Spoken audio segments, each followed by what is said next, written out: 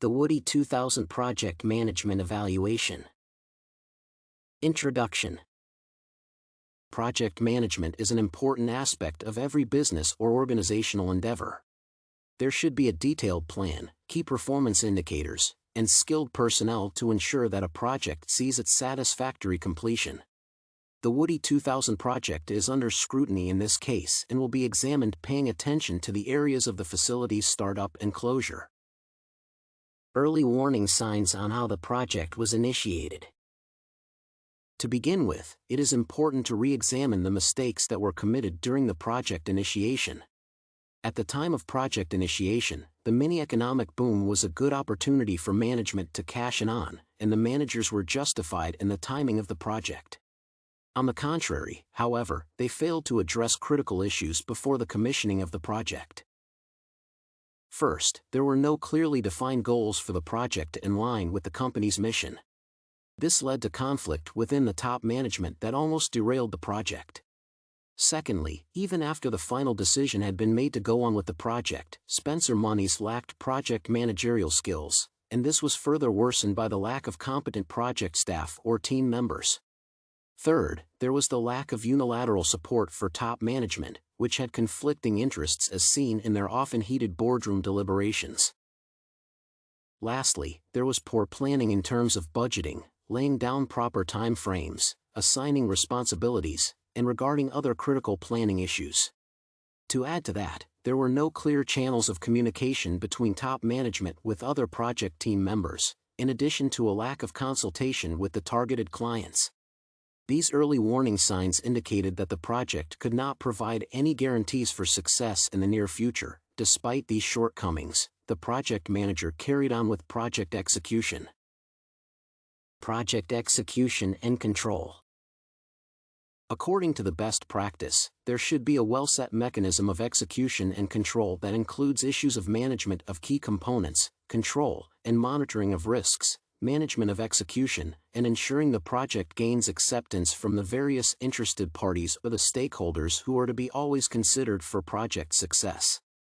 For instance, a new member, Ian Ledbetter, was not well oriented in the company's affairs and there was a lack of review of the materials to be used in the project.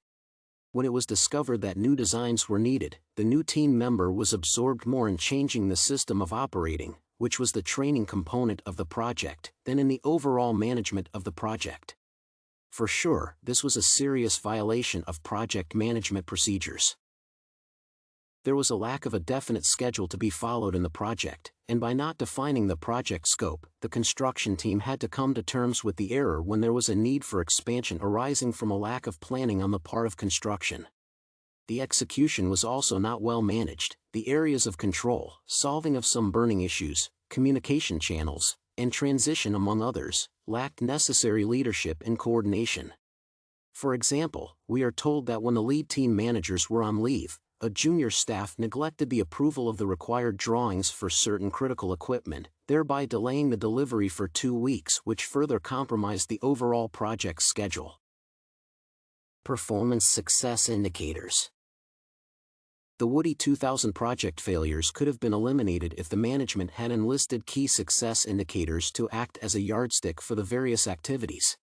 Best practice classifies the key success factors into 5 broad categories in terms of project management, team, scope, and timeline, as well as organization and external environment. The project's quality should never be overlooked at any cost because it may have a negative effect on customer response in terms of buying decisions.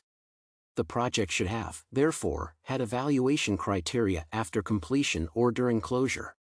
This paper adopts the 4 key components of measuring project performance, which include cost, schedule, scope, and quality.